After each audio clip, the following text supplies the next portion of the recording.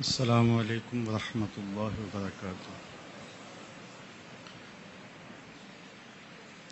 الحمد للہ رب العالمین والصلاة والسلام علی اشرف الانبیاء والمرسلین وعلی آلہ واصحابہ اجمعین۔ قال اللہ تعالی وتبارک فی القرآن المجید والفرقان الحمید۔ بسم اللہ الرحمن الرحیم۔ وَلِلَّهِ عَلَى النَّاسِ حِجُّ الْبَيْتِ مَنِ اسْتَطَاعَ إِلَيْهِ سَبِيلًا۔ صدق اللہ مولانا العظیم وصدق رسولہ النبی الکریم الرؤوف الرحیم۔ اللہم نور قلوبنا بالقرآن وزین اخلاقنا بالقرآن وادخلنا الجنة بالقرآن ونجنا من النار بالقرآن۔ قال اللہ تعالی وتبارک فی شان حبیبہ مخبرا وآمرا ان اللہ وملائکتہ یصلون علی النبی یا ایھا الذین آمنوا صلوا علیہ وسلموا تسلیما۔ اللہم صل علی سیدنا و مولانا محمد معدن الجود والکرم صلاۃ و سلاما علیک یا سیدی یا رسول اللہ۔ تمام حمد و ثناء، تعریف و توصیف اللہ جل مجدہ الکریم کی ذات بابرکات کے لیے، جو خالق کائنات بھی ہے اور مالک شش جہات بھی۔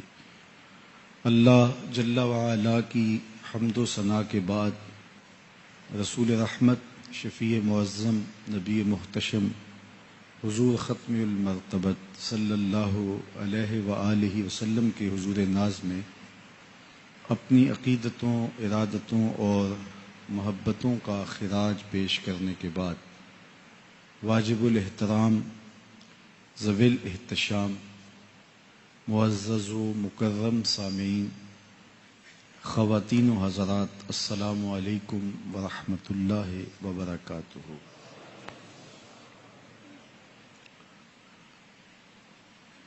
اللہ تعالیٰ جل شانہ نے اہل ایمان کو حج کی فرضیت کے ساتھ ایک ایسی عبادت کا نور نصیب کیا ہے جو اہل ایمان، اہل اسلام کے لیے، فرزندان اسلام کے لیے باہمی مساوات، یگانگت اور عالمی اجتماع کی برکتیں لیے ہوئے ہماری زندگیوں میں ایک خوبصورت تبدیلی پیدا کرتا ہے، اور ہم بذریعہ حج پوری دنیا سے مربوط بھی ہوتے ہیں، اپنے رب سے قریب بھی ہوتے ہیں۔ سادگی، عاجزی، مساوات اور دیگر نعمتوں سے مالا مال بھی۔ گزشتہ خطبات جمعات المبارک میں حج کے حوالے سے کچھ باتیں آپ نے سماعت کی۔ حج کے بنیادی رکن دو ہیں، وقوف عرفہ اور طواف زیارت۔ منا میں، مزدلفہ میں حاضر ہونا اور قربانی پیش کرنا، سر منڈوانا، رمی جمار کرنا، یہ حج کے واجبات میں سے ہیں۔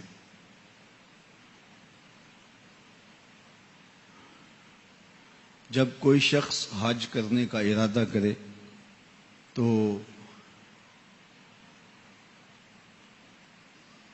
وہ رخصت ہونے سے پہلے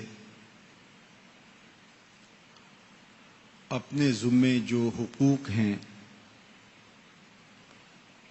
ان کی تلافی کرے. کسی کا قرض دینا ہو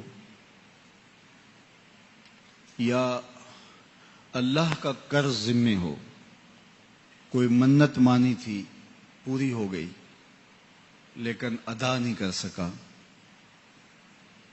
ذمے قضا نمازیں ہوں ان کو ادا کیا جائے، قضا روزے ہوں ان کو پورا کیا جائے. اسی طرح کسی کا قرض دینا ہو، کسی کا کوئی حق تلف کیا ہو تو وہ حق بھی ادا کرے اور اس سے معافی کا مطالبہ بھی کرے.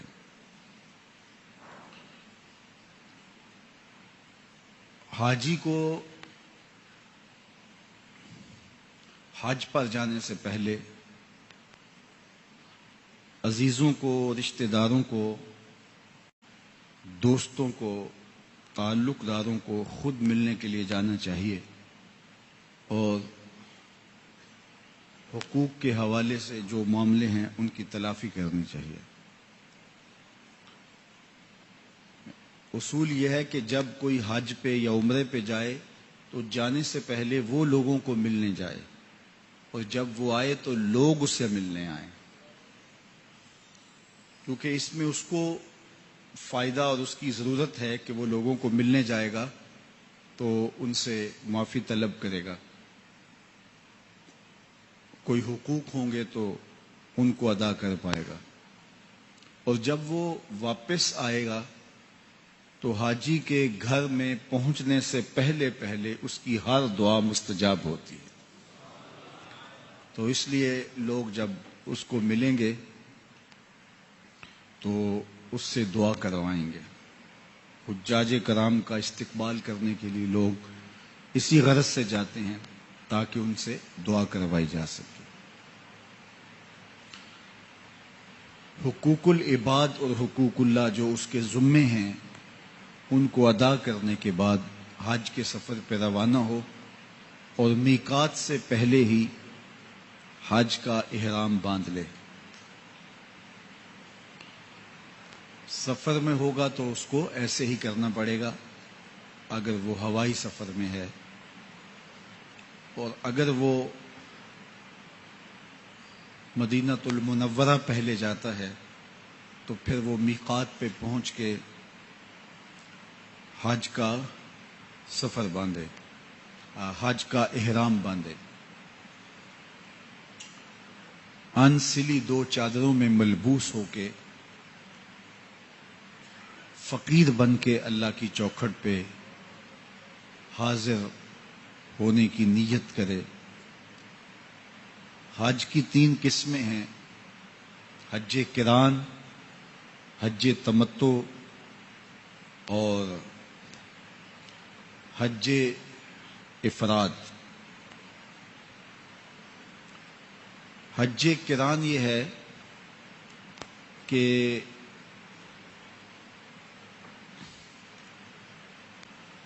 عمرے اور حج کا احرام ایک ساتھ باندھا جائے. احرام باندھا ہے تو عمرہ کرے، عمرہ کرنے کے بعد احرام نہ اتارے اور اسی سے پھر حج کرے، تو یہ حج قران ہے. حج تمتع یہ ہے کہ جو احرام باندھا ہے اس سے عمرہ کرنے کے بعد اسے کھول دے اور جب وہ منا جائے تو دوبارہ احرام حج کے لیے باندھے. سب سے زیادہ سہولت اس میں ہے. جو حج افراد ہے وہ صرف ان لوگوں کے لیے ہے جو مکہ المکرمہ میں رہتے ہیں، کہ وہ ایام حج میں جب منا روانہ ہوں تو وہ احرام باندھ لیں اور خالی حج کریں. جو مفرد ہے، خالی حج کرنے والا ہے، اس کے اوپر قربانی واجب نہیں ہے۔ تمتع اور قران کرنے والا، متمتع اور قارن، ان دونوں کے اوپر قربانی واجب ہے۔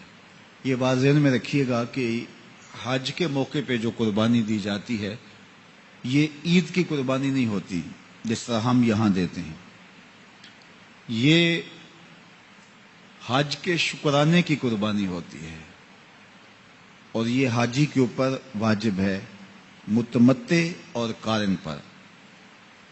جو مفرد ہے اس کے اوپر واجب نہیں، وہ دینا چاہے تو ثواب ہے، اجر ہے، اس کے لیے یہ اچھا ہے کہ وہ قربانی پیش کرے، لیکن اگر وہ نہیں پیش کرتا تو اس کے اوپر واجب بھی نہیں ہے۔ احرام باندھ کر کے جا کے عمومی طور پہ ہمارے یہاں کے لوگ حج تمتع ہی کرتے ہیں، کچھ خوش نصیب لوگ حج قران بھی کرتے ہیں، اللہ نصیب کرے۔ اللہ کے محبوب علیہ السلام نے حج قران کیا اور حج تمتع کی آرزو بھی کی۔ تو حج قران کے لیے احرام باندھے یا حج تمتع کے لیے احرام باندھے، تو احرام باندھتے ہی تلبیہ پڑھے اور برابر تلبیہ پڑھتے ہوئے وہ حرم کی جانب عازم سفر ہو۔ عمومی طور پہ آج کل لوگ یا تو خاموشی اختیار کرتے ہیں یا آپس میں گپ شپ میں لگے رہتے ہیں اور تلبیہ کم پڑھتے ہیں۔ یہ بات ذہن میں رکھیں کہ جب حاجی تلبیہ پڑھتا ہے تو شرق سے غرب تک، شمال سے جنوب تک، پتھر، کنکر، سنگ ریزے، درخت، ان کے پتے، پہاڑ، دریا، صحرا، سب لبیک کی صداؤں سے گونج رہے ہیں۔ تو لبیک اللہم لبیک پکارتا ہوا، تلبیہ پڑھتا ہوا وہ حرم کی جانب عازم سفر رہے۔ تو یہ نغمہ دل فضا، نغمہ لاہوتی، یہ نغمہ رحمت، یہ نغمہ نور اس کی زبان کا وظیفہ ہو اور وہ عازم سفر رہے۔ حج کے بعد جو متمتع ہے وہ عمرے کے بعد متمتع احرام کھول دے گا اور عام کپڑوں میں آ جائے گا اور طواف، دیگر صالح امور بجا لائے گا، نمازیں چلتی رہیں گی، اور اگر وہ عمرہ کرنا چاہے تو وہ بھی کر سکتا ہے۔ پھر وہ 7 ذی الحج کو رات کو احرام باندھ لے، چونکہ آج کل وہ رات کو ہی وہاں لے جاتے ہیں میدان منا میں، یا وہ صبح احرام باندھے 8 ذی الحج کو، اور ظہر کی نماز جا کے وہ اپنے خیموں میں پڑھے، اور مسلسل 5 نمازیں اسے منا میں ادا کرنا ہوں گی۔ فجر کی نماز کے بعد وہ یہاں سے روانہ ہوگا۔ عمومی طور پہ بہت سارے لوگ سحر کے وقت یا رات عشاء کے وقت وہاں سے عرفات چلے جاتے ہیں۔ اس وقت جو انتظامی صورتحال ہے اس کے تحت مجبوری بھی ہوتی ہے، لیکن اگر کسی کے لیے یہ ممکن ہو کہ وہ فجر کی نماز پڑھ کے جائے تو یہ اس کے لیے زیادہ مناسب ہے، اس لیے کہ اللہ کے محبوب علیہ السلام فجر کی نماز کی ادائیگی کے بعد طلوع آفتاب کے بعد یہاں سے روانہ ہوئے ہیں۔ منا کا یہ وقت ذکر، فکر، تسبیح و تحلیل میں، تلاوت کلام مجید میں گزارا جائے۔ بالخصوص یہ جو رات ہے شب عرفہ، یہ حاجی کے لیے بہت زیادہ برکتوں اور رحمتوں کے حصول کا ذریعہ ہے، تو اس کو ضائع نہ کیا جائے گپوں میں، باتوں میں یا سو کر کے، بلکہ اس میں کثرت کے ساتھ ذکر و فکر کیا جائے۔ عمومی طور پہ آج کل لوگ وہاں بیٹھ جاتے ہیں اور باتیں اور گپیں لگاتے ہیں، تو سارے جانے والے اسی کلچر کا حصہ بن جاتے ہیں. تو یہ زندگی میں لمحے نصیب ہوئے ہیں تو ان کو ضائع نہ کیا جائے. بہت سارے لوگ ایسے ہوتے ہیں جنہیں زندگی میں ایک مرتبہ ہی حج نصیب ہوتا ہے. کچھ لوگوں کو ہر سال بھی نصیب ہو تو پھر بھی سال میں ایک ہی دن یہ آیا تو اس ایک دن کو ضائع نہ کیا جائے اور اس ایک شب کو خاص طور پہ عبادت میں بسر کیا جائے. اور صبح مستحب وقت میں نماز فجر ادا کی جائے اور پھر سورج کے طلوع ہونے کا انتظار کیا جائے. جب جبل سبیر پر سورج چمکتا ہوا دکھائی دے تو یہاں سے پھر حج کے رکن اعظم وقوف عرفہ کے لیے یہاں سے سفر کیا جائے. آپ سواری پہ بھی سفر کر سکتے ہیں, پیدل بھی کر سکتے ہیں, لیکن جو پیدل حج کرتا ہے اس کو ہر قدم پر 700 نیکیاں نصیب ہوتی ہیں. اور حرم کی نیکیاں ایک نیکی کو 1,00,000 سے ضرب دیں تو یہ کتنے کروڑ بنتی ہیں. ایک قدم اٹھے گا تو اتنے کروڑ نیکیاں آپ کے نامہ اعمال میں درج ہوں گی. پھر ہر قدم پہ اتنی نیکیاں ہیں, قدم قدم پہ رحمتیں ہیں. تو اگر کسی میں سکت ہو, کسی میں ہمت ہو تو اس کے لیے مشکل نہیں ہے, بلکہ سواری سے پیدل کرنا آسان بھی ہے اس شخص کے لیے جو حج سے قبل پیدل چلنے کی مشق کر لیتا ہے اور بیمار نہیں ہے. لیکن خیر اگر وہاں جو آپ کا قافلہ ہے اس کی مجبوریاں ہیں یا جیسے بھی آپ سفر پہ بھی سواری پہ بھی کرنا چاہتے ہیں تو یہ بھی آپ کو اختیار دیا گیا ہے, پیدل کریں یا آپ سواری پہ کریں. اس کے بعد وہاں آپ جب پہنچتے ہیں حج کے رکن اعظم کو ادا کرنے کے لیے عرفات میں, 9 ذی الحج کا دن آپ نے سارا عرفات میں گزارنا ہوتا ہے. تو یہاں ذکر و فکر میں یہ دن گزاریں اور خاص طور پہ یہ دعا کا دن ہے. جبل رحمت کے قرب میں اگر آپ کو رہائش مل جائے تو وہاں قیام افضل ہے, لیکن جبل رحمت کے اوپر چڑھ جانا, بلکہ آج کل تو وہ پھر کپڑا ہلا کے اور بازو لہرا کر کے بتایا جاتا ہے کہ جو لائیو دیکھ رہے ہیں وہ ہمیں بھی دیکھ لیں کہ ہم بھی حج پہ آئے ہوئے ہیں. تو یہ مناسب نہیں ہے. وہ جو فرشتے ویڈیو بنا رہے ہیں اسے بننے دیں, اس میں تمہارا عمل بھی آئے گا, تمہارے عمل کی نیت بھی ساتھ وہ ریکارڈ کریں گے. تو لوگوں کو دکھلاوے کے لیے حج نہیں کیا جاتا, حج تو صرف اللہ کی رضا کے لیے کیا جاتا ہے.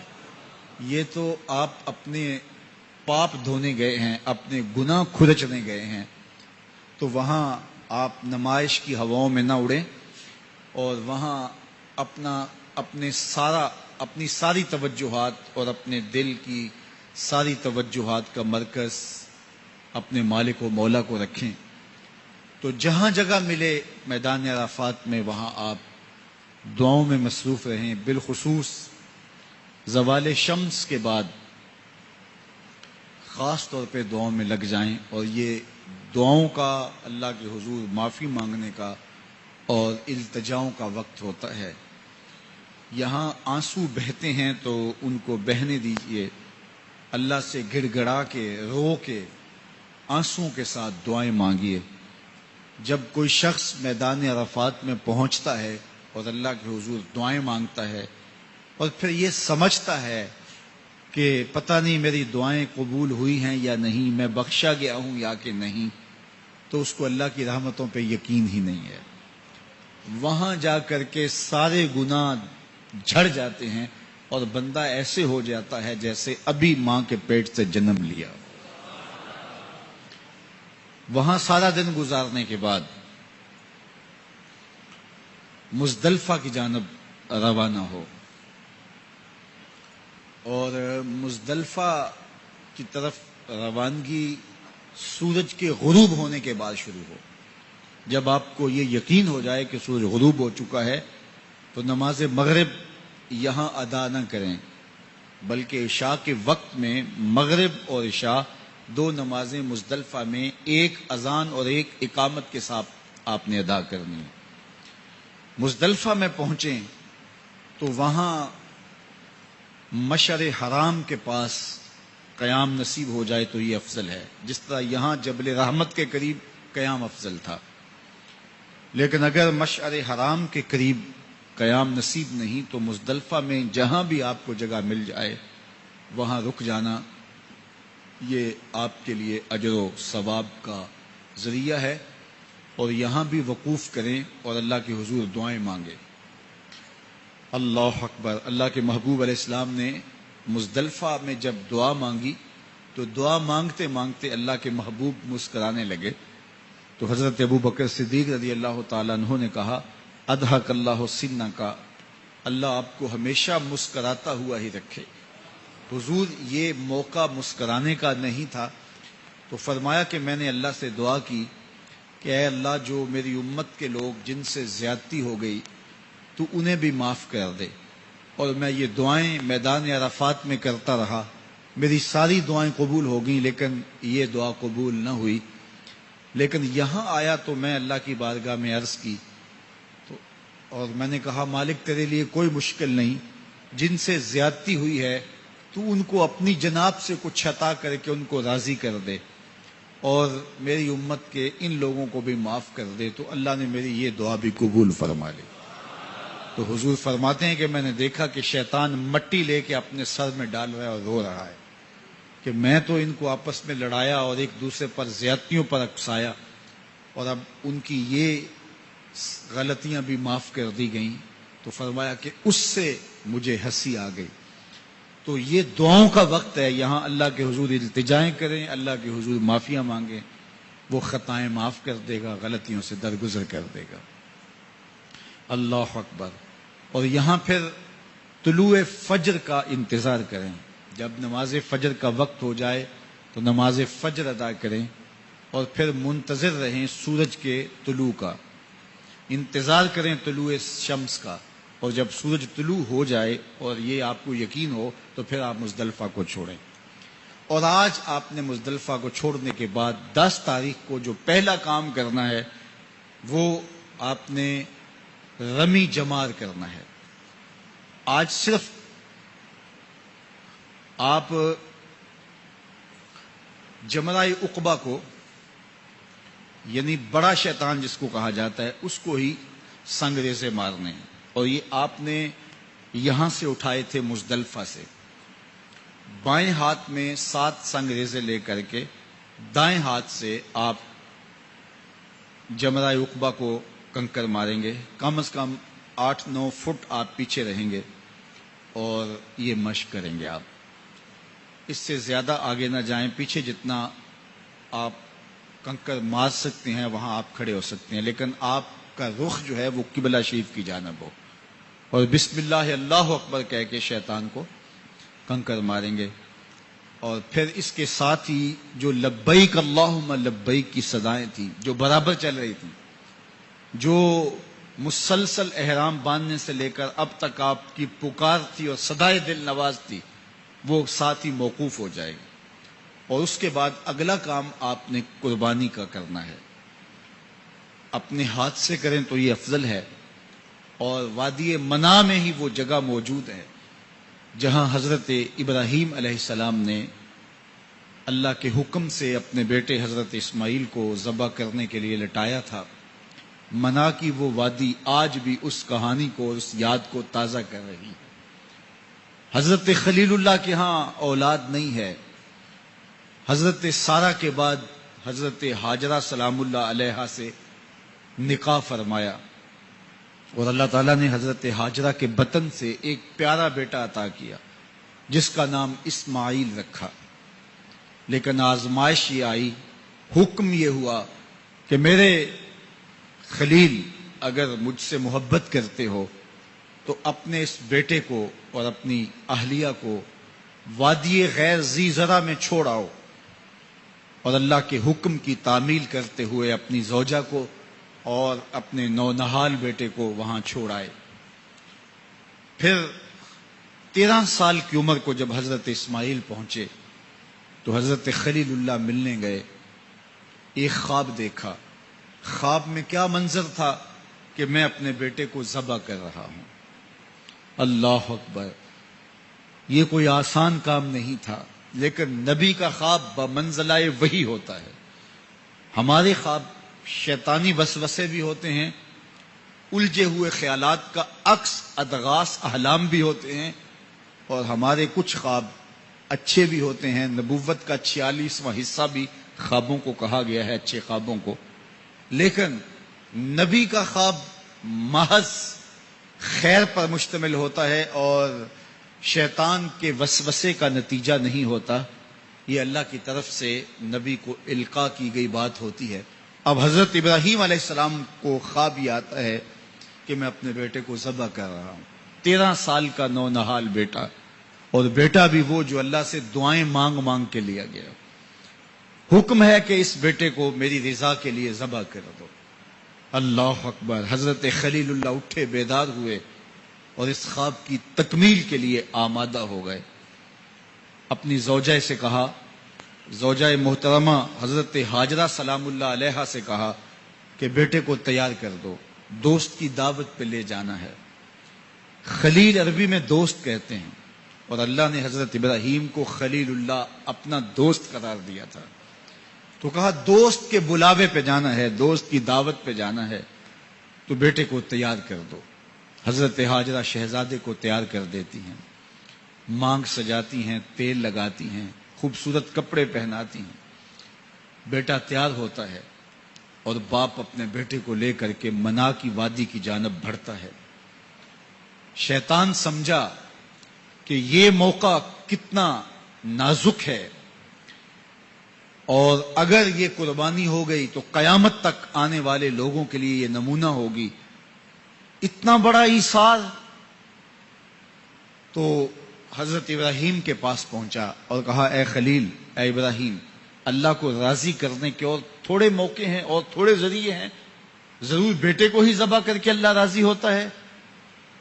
تو حضرت خلیل اللہ نے کنکر اٹھا کے اس کو مارتے ہوئے کہا، بھاگ جا یہاں سے، میری گود میں ایک اسماعیل ہے، اگر 1000 اسماعیل بھی ہوتے رب کے حکم پہ قربان کر دے۔ حضرت اسماعیل کے پاس آیا، تمہارا باپ تمہیں کہاں لے کے جا رہا ہے؟ کہا دوست کی دعوت پہ، ان کے دوست نے بلایا ہے، اس دعوت پہ ہم جا رہے ہیں۔ کہا نہیں نہیں، تمہیں ذبح کرنا چاہ رہا ہے اور اس کو اللہ کا حکم سمجھ رہا ہے۔ تو آپ نے بھی پتھر اٹھا کے مارا، کہا ہٹ جا میرے راستے سے۔ اسماعیل کے بدن میں ایک جان ہے، لو لو میں بھی جان ہوتی، رب کے حکم پہ قربان کر دیتا۔ ماں کی ممتا بڑی کمزور ہوتی ہے، اولاد کے لیے اس کے جذبات بڑے حساس ہوتے ہیں۔ تو سیدہ ہاجرہ کے پاس آ پہنچا، کہا ہاجرہ، شہزادہ کدھر ہے؟ کہا کہ باپ بیٹے کو لے کر کے دوست کی دعوت پہ گیا ہے۔ کہا کہ وہ تو ذبح کرنے لے جا رہا ہے۔ کہا کوئی سوچ کے بات کر، وہ بیٹے کو ذبح کرے گا جس کو اللہ سے مانگ مانگ کے لیا، بڑھاپے کا سہارا، عصائے پیری، راتوں کے رت جگے، سسکیاں، آہیں اور دعائیں اور التجائیں اور تمنائیں اللہ کے حضور کر کر کے رب سے مانگ مانگ کے بیٹا لیا، اور اس کو اپنے ہاتھوں سے ذبح کر دے گا؟ بیٹا تو نالائق بھی ہو تو کوئی باپ اسے ذبح نہیں کرتا۔ یہ بیٹا، اس کی آنکھوں میں تو نور اور چمک اور روشنی نبوت کی نظر آ رہی ہے، بھلا باپ کیسے ذبح کرے گا؟ تو کہا وہ اسے اللہ کا حکم سمجھ رہا ہے۔ کہا اچھا؟ کہا ہاں۔ تو حضرت ہاجرہ نے کہا ظالم، تو کہیں شیطان تو نہیں ہے؟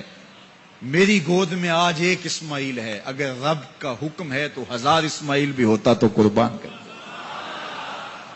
ماں کی ممتا پہ قربان جائیے، بیٹے کی وفاداری پہ قربان جائیے، اور باپ کی اللہ کے حکم کی تعمیل اور ایثار کے جذبوں پہ قربان جائیے۔ جب وادی منا میں پہنچے تو حضرت اسماعیل علیہ السلام کو حضرت خلیل اللہ نے کہا، یا بنیا، اے میرے بیٹے، کتنا دل آویز لہجہ ہے، کتنا پیار ٹپک رہا ہے۔ اے میرے بیٹے، میں نے خواب دیکھا ہے۔ خواب کیا دیکھا ہے؟ کہ میں یہ خواب دیکھ رہا ہوں کہ میں تجھے ذبح کر رہا ہوں۔ فانظر ماذا ترا، اب تو بتا تیری رائے کیا ہے؟ باپ بیٹے سے کہے کہ میں تمہیں ذبح کر رہا ہوں تو بیٹے کا انداز کیا ہوگا؟ آج تو باپ کسی بیٹے کو زیادہ محبت سے نواز دے تو دوسرے بیٹے شکایت کناں ہو جاتے ہیں کہ ہمارا باپ ظالم ہو گیا ہے. کسی وجہ سے کسی کو ترجیح دے دے، اپنے مال میں سے کسی کو کچھ زیادہ دے دے اور وہ اس کا اختیاری مال ہو، لیکن اس کے باوجود بھی وہ اپنے چچاؤں کو، عزیزوں کو، رشتہ داروں کو کہتے ہیں جناب ہمارا باپ منصف نہیں رہا، ہمارا باپ زیادتی کر رہا ہے. یار یہاں باپ بیٹے کو کہہ رہا ہے کہ بیٹا میں تجھے ذبح کر رہا ہوں، بیٹے کے تیور نہیں بدلتے.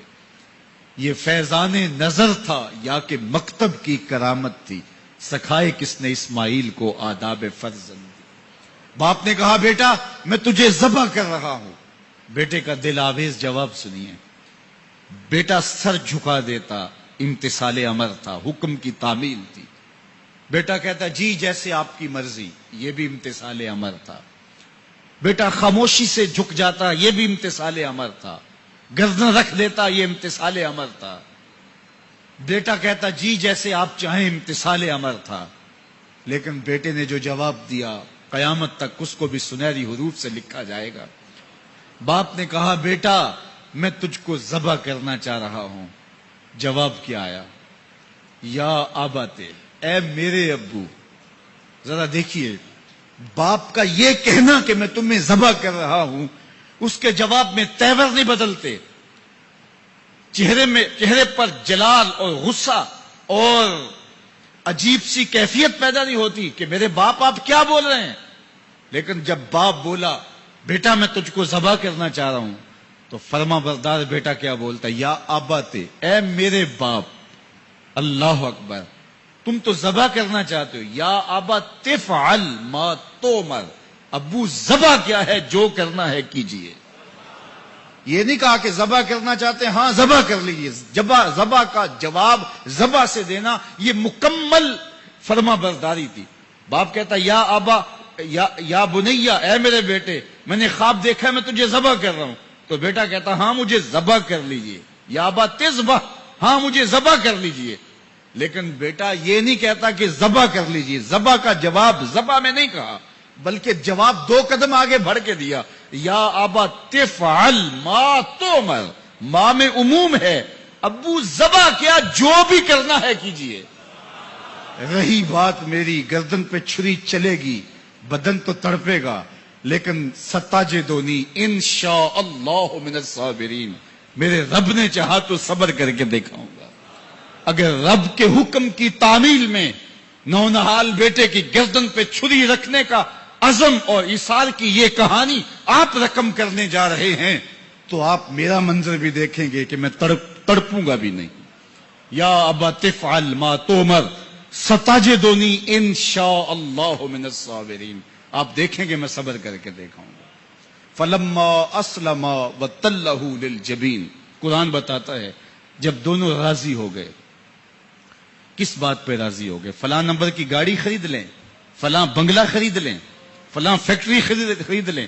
باپ اور بیٹے نے یہ طے کیا نہیں، باپ ذبح کرنے پہ راضی ہو گیا اور بیٹا ذبح ہونے پہ راضی ہو گیا.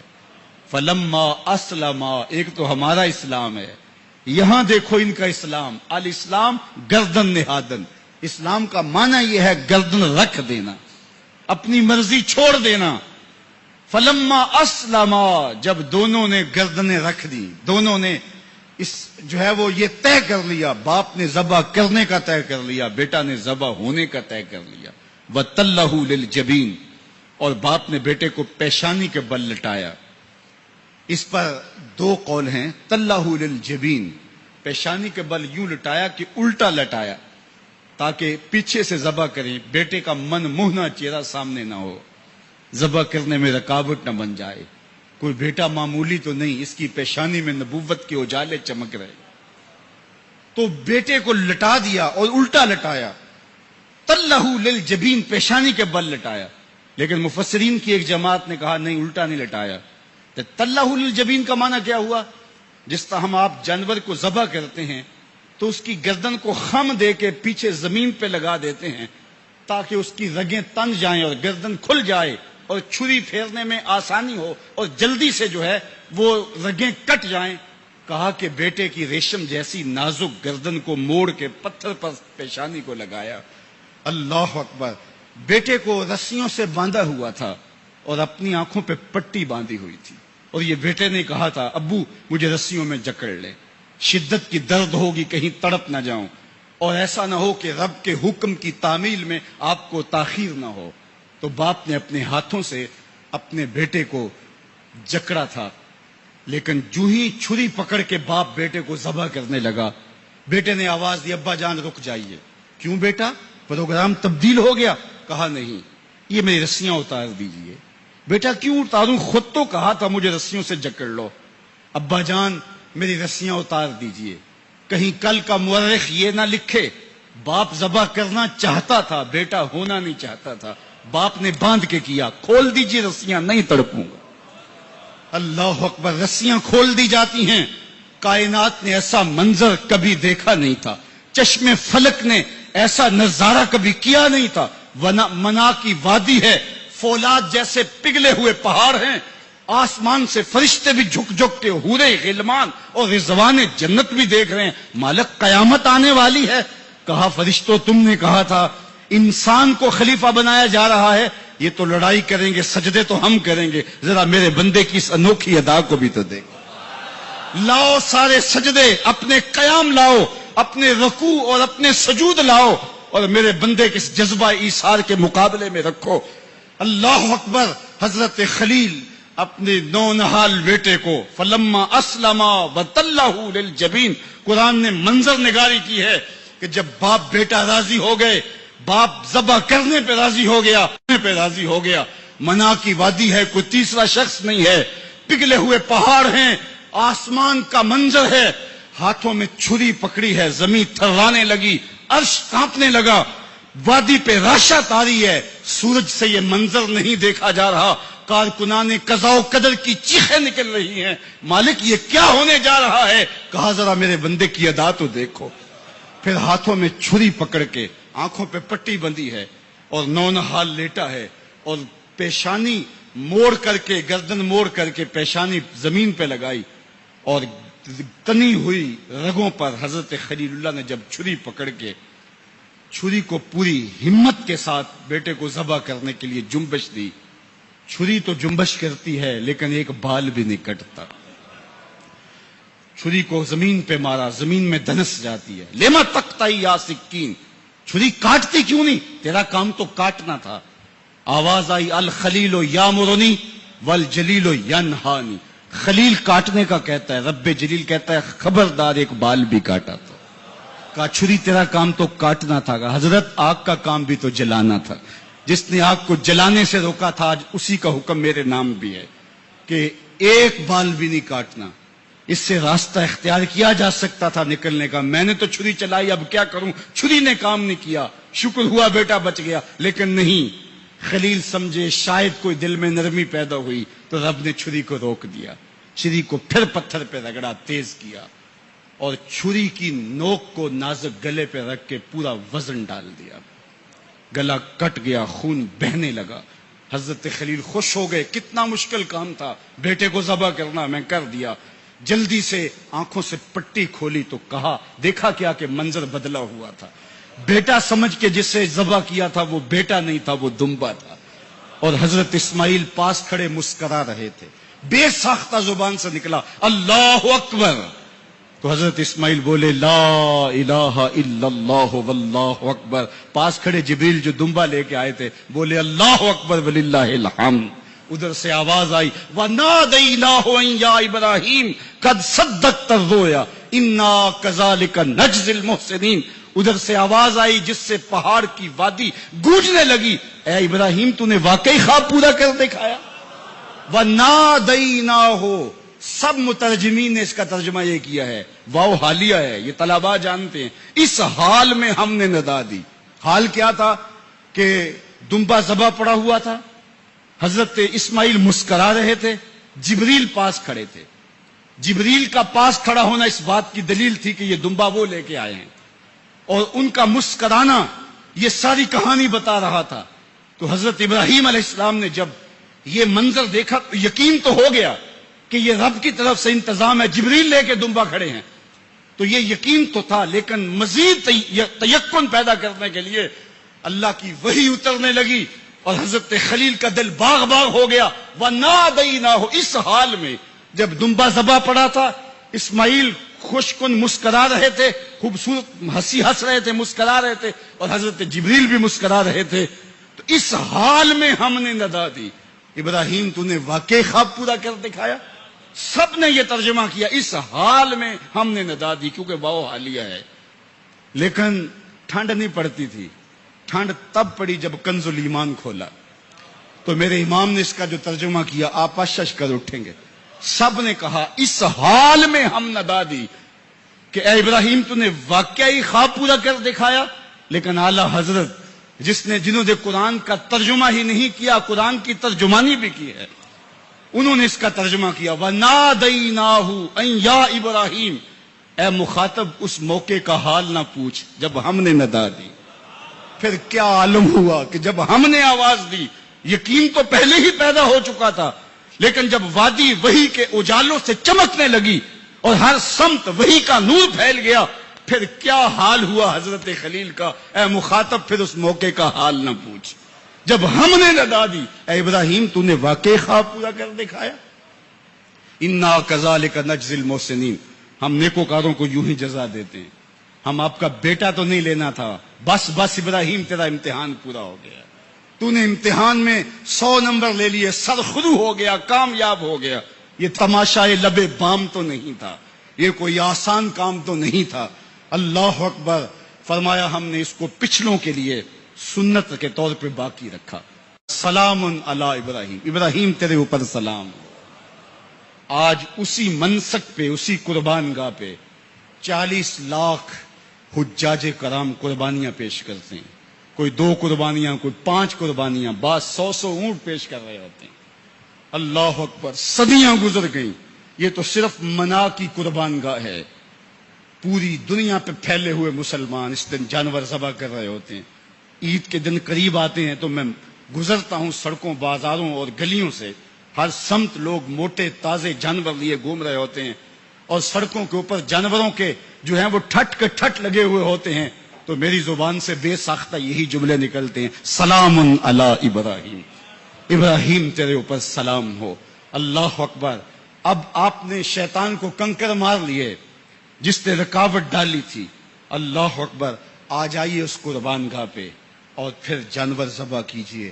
اللہ اکبر، یہ عنوان ابھی تشنا ہی رہ گیا، لیکن وقت کے دامن میں اتنی گنجائش نہیں، اور آج گرمی کی شدت پہ انشاءاللہ اگلے جمعۃ المبارک پھر اسی عنوان کو یہیں سے شروع کریں گے۔